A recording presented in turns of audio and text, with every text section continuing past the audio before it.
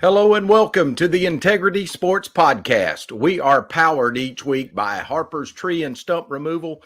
If you have any tree trimming, tree removal, or stump removal needs, our friends at Harper's Tree and Stump Removal have you covered. In addition to their tree work, they can also haul rock and sand. They do driveway work and can now do horizontal grindings of large wood debris piles. Give Keith a call at 229-314-2048. or at 229-938-2412.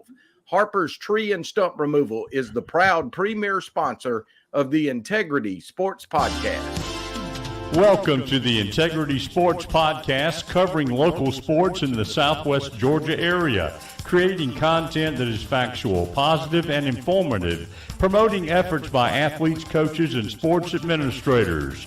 Now, here's your host, Tim Estes. Hello, and thank you for making the Integrity Sports Podcast a part of your weekly routine. We will still be having our live coverage on Thursday night at the Roman Oven Pizzeria, and we hope you'll come by and have supper with us and talk high school football. But today we have a little bonus coverage as we bring in my good friend Darrell Dapprich from Locked On Auburn and The Barn, and we'll talk some about those two shows a little bit later. But, Darrell, it's a big weekend on the Plains as Auburn welcomes Arkansas for the beginning of SEC play. And, brother, I thank you for joining me, and I'm looking forward to talking a little Auburn and SEC football. Well, I'm just glad to be back with you. It's always fun visiting with you, and I love it. We've got a great relationship, have for a long time, so it's just fun. Looking forward to this for a while.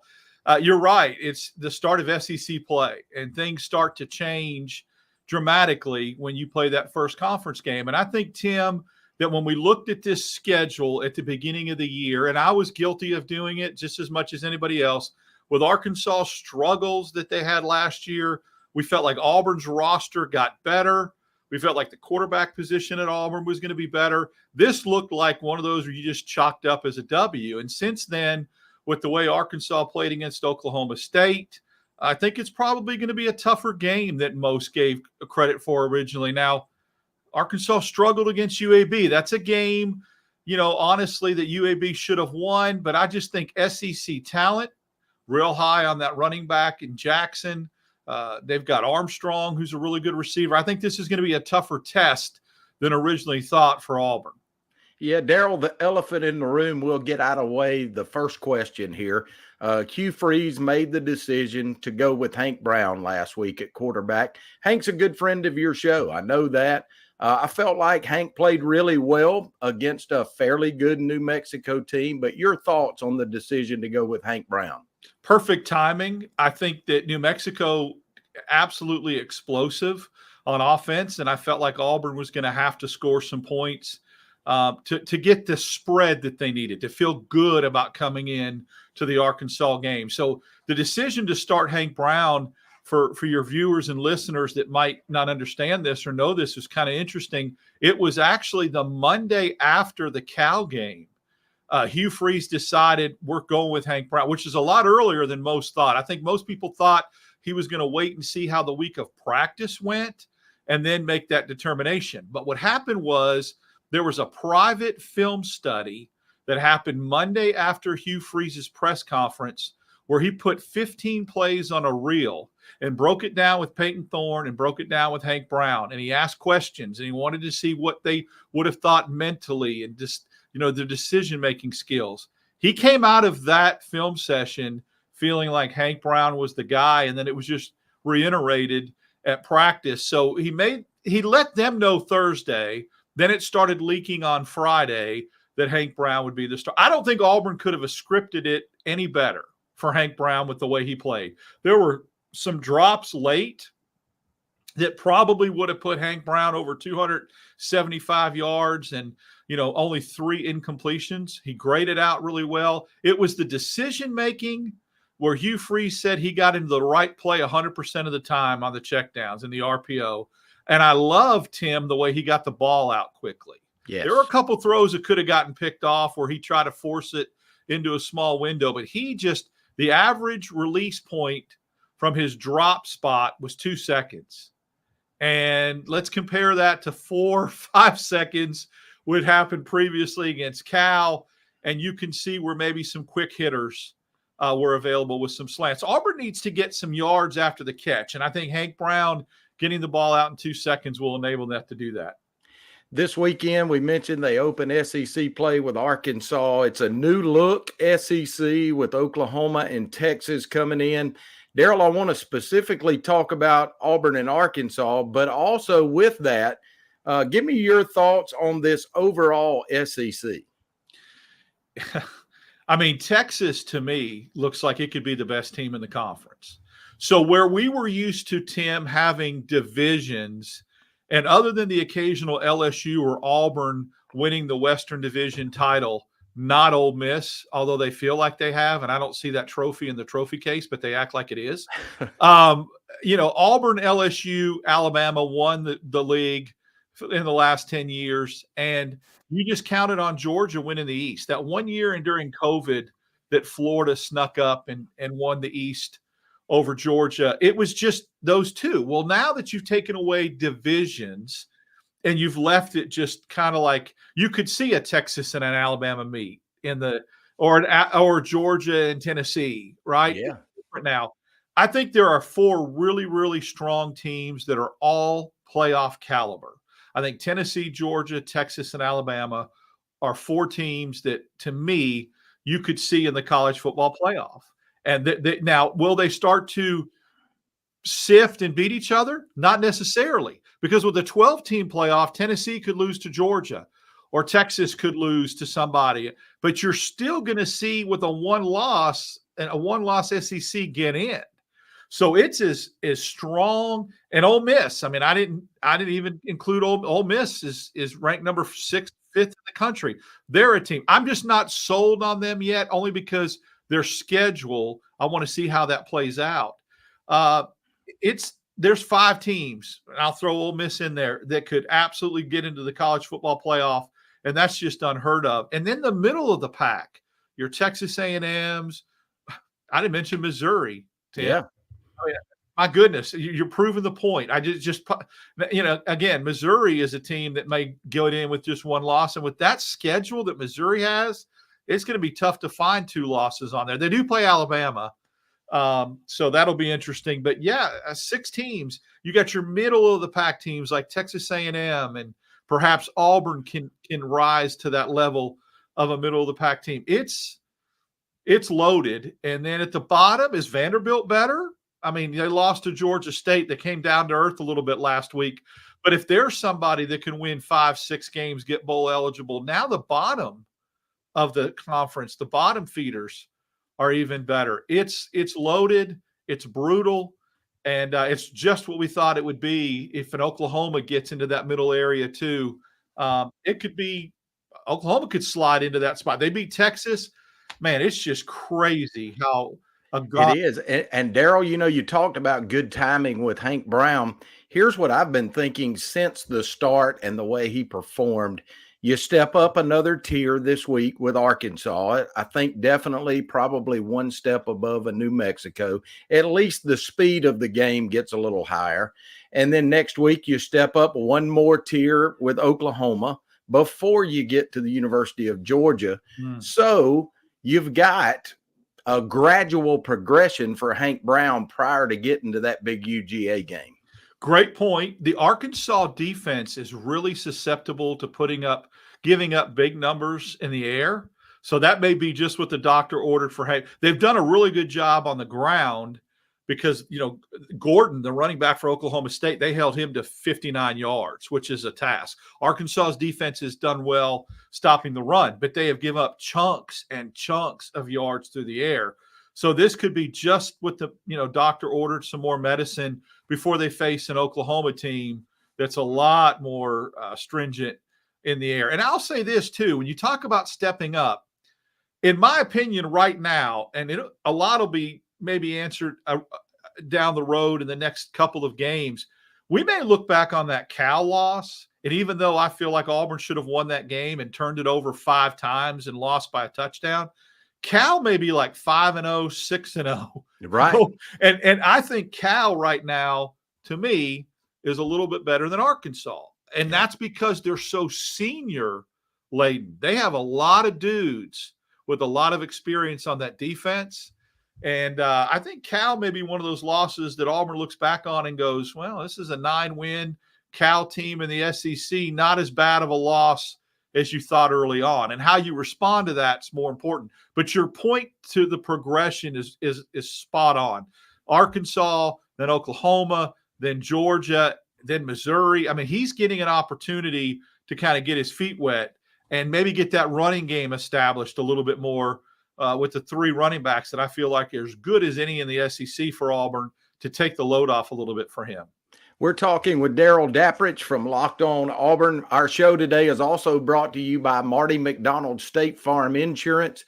They're located at 925 Martin Luther King Jr. Boulevard in Americus, or you can call them at 928-3686. Drop by and see Marty, Mary Lynn, or any of their fine staff and let them discuss your insurance needs with you. Marty McDonald, a proud sponsor of the Integrity Sports Podcast, and like a good neighbor, State Farm is there. Darrell, I'm guessing it should be a pretty big weekend as far as recruiting on the Plains this weekend. Coach Hugh Freeze, he's done an outstanding job bringing in some real studs when you look at those guys at the wide receiver positions, but he's made a point of recruiting quality high school athletes, done a pretty good job of filling in some gaps with the portal. I've always kind of been of the mindset, though, if you get the roster right and you win, recruiting kind of takes care of itself. You've kind of become one of the insiders now. You see a little more than we do here. How does Hugh Freeze balance the game day and concentrating on coaching while at the same time convincing these recruits that Auburn's the place to be? It's an area that, very frankly, Tim, that I don't think did really well in last year. I thought he brought in a great recruiting class, but I thought there was some in-game coaching and preparation that he left up to Philip Montgomery and some of his assistants that you could tell were lacking in some of the games. I think he's learned now to delegate a lot of the recruiting aspects to Will Redmond, who came over from LSU. That was a big hire. Derek Nix is a stud on the recruiting trail. And then he can get with Kent Austin and develop a little bit of a game plan. I think the portal situation is an area, too, where he's even admitted he's got to get better. Will Redmond helps with that as well. Some of the guys that Auburn has gotten in the portal from a defensive line standpoint have yet to really make the impact. Some of the Kieron Crawford, the edge rusher, hasn't made the impact, I think, from a sack standpoint. I think Keandre Lambert-Smith has, the wide receiver from Penn State, but he needs to sustain that throughout the year because he fell off last year after Game 7 at Penn State. So the balance is, and you've nailed it, you want to build your roster like Georgia and Alabama did through 80% primarily high school recruiting, getting 5 stars and 4 stars. If you go out to the portal and you are trying to fill need after need after need, I think that's when you get in trouble. You get the portal for depth or maybe one spot here or there that you need. He's done a really good job with not giving up on recruits that have committed to other schools. The Deuce Knight situation at Notre Dame, which Auburn's still expecting a flip from him as an example. And Elijah Melendez, this linebacker that's a stud that committed last week from Miami. Auburn has a kid on campus this weekend named Caleb Cunningham. 5-star recruit, one of the best receivers in the country, committed to Alabama about a month ago. He keeps saying he's solid, but yet he's taking a visit this Saturday, and he's very tied in with Deuce Knight. I think they're very close. Auburn will not give up on flipping this kid. They're relentless like they did with Antonio Coleman and some of the other kids that flipped from Alabama. He's one to look at. There's a school named St. Francis Academy, Tim, that Auburn's got a couple recruits from, Blake Woodby and Bryce Diaz. Yeah. And 2 of their teammates, Edwards, who's a safety, and Darian Smith, who's a defensive tackle, are going to be on campus with Woodby this Saturday, and he's really talking it up. Hey, Auburn family, I'm bringing my teammates with me. So those are 2 good ones. And then Ty Buster, an offensive tackle that just got his 4th star with some of the recruiting rankings when they re-ranked last week. It's an official visit. He's a kid Auburn's really high on, but he's already committed to Auburn. but he'll be there for a visit. And then there might be, like there always is, a few surprises that'll pop on campus this week that'll show up. Darrell, you know where we're located. We're in Southwest Georgia in that corner where we've got a pretty good mix of Auburn fans and Georgia fans. We're only an hour and a half from Auburn.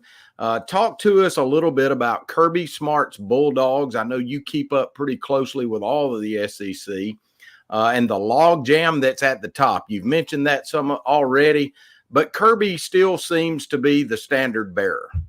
He is. I think that, to me, Tim, a mark of a good football team is when you could play a poor game, less than what you're used to as far as the level, and on the road and come out with a win.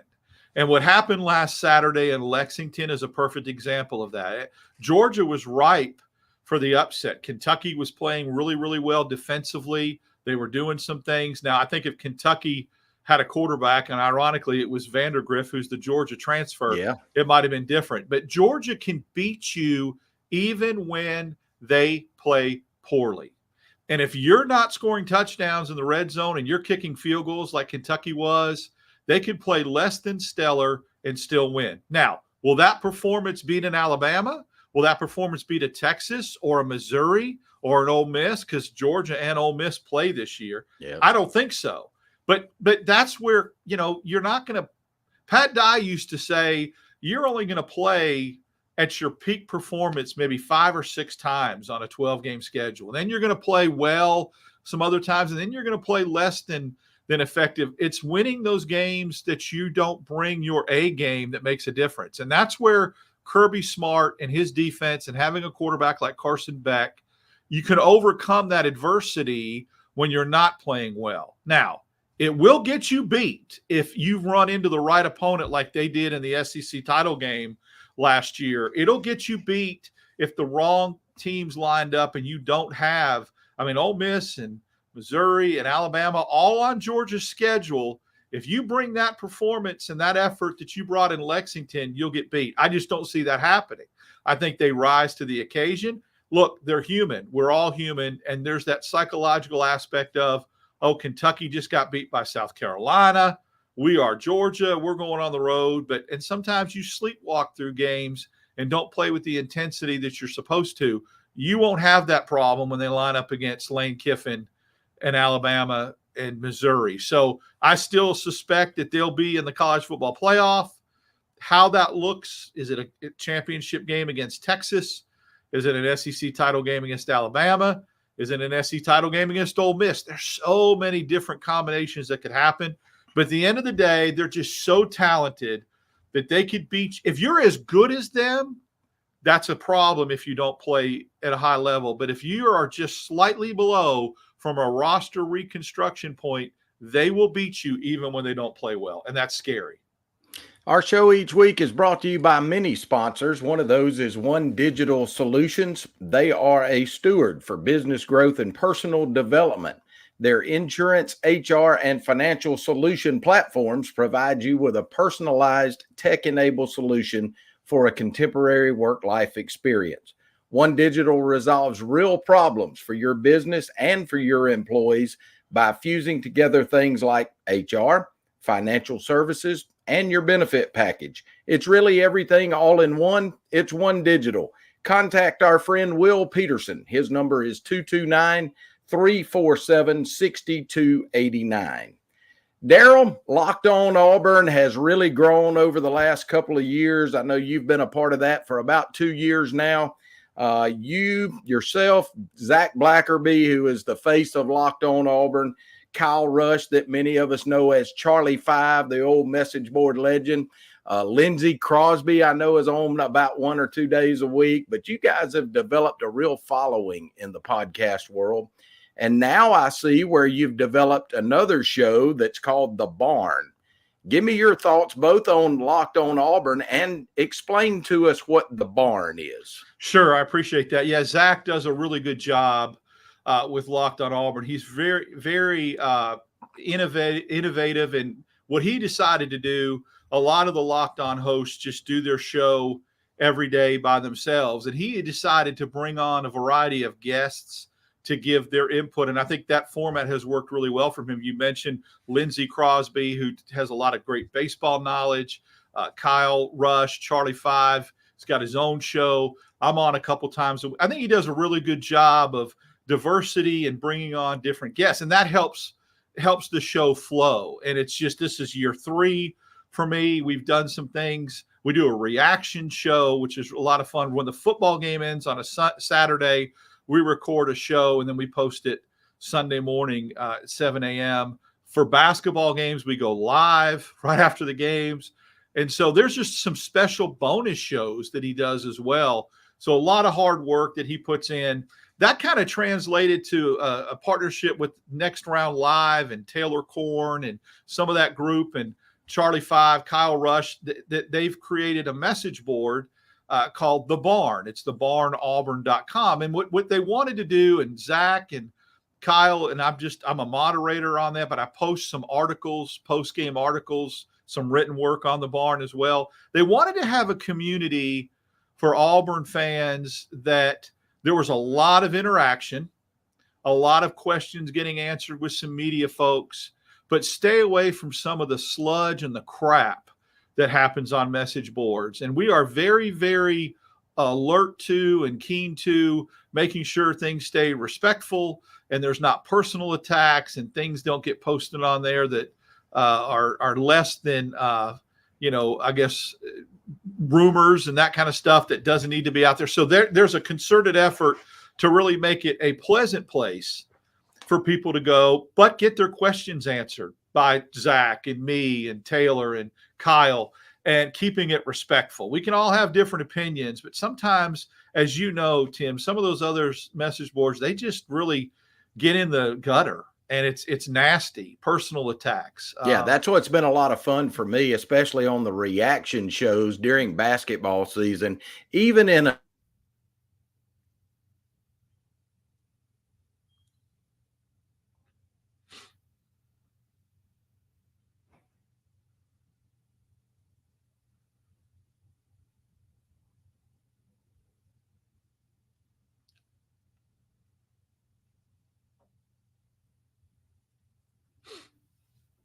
both of us entered the sphere of sports media.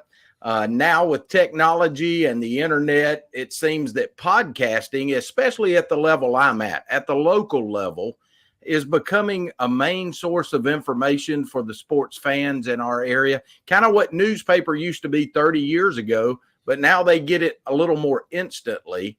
But Doug Amos, I wanted to give a shout out to Doug because he's gotten a lot of us involved in things like this. Well, he absolutely has. I mean, I've given him credit as the godfather of that. I mean, I started doing things with him in 1998, and he has given me many, many opportunities to kind of earn my chops in broadcasting. Gave me opportunities that I never would have had from a play-by-play and a color commentary with some of the games we've done together, then co-hosting a radio show with him on the Max Roundtable. So he did. And I got my foot in the door and got some exposure because of Doug. And I've always told him I'm forever indebted to him. And I've learned a lot from him, learned a lot about how Doug's an emotional person like me, and he wears his heart on his sleeves, but he has done a really good job of keeping things not personal and trying to be as unbiased and, objective about things on his show. So I've learned a ton from him that's translated over. And you're right about the podcasting thing. I mean, when me and Zach started doing these reaction shows, I told him, I said, this is what it's like when people used to go out to their stoop or their steps and get that paper at 7 a.m. in the morning. We want people to download that podcast or that YouTube video at 7 a.m. and get that reaction and get that information. And so it's been really, really good. And you're absolutely right, 100% on the mark about Doug's influence on a lot of this.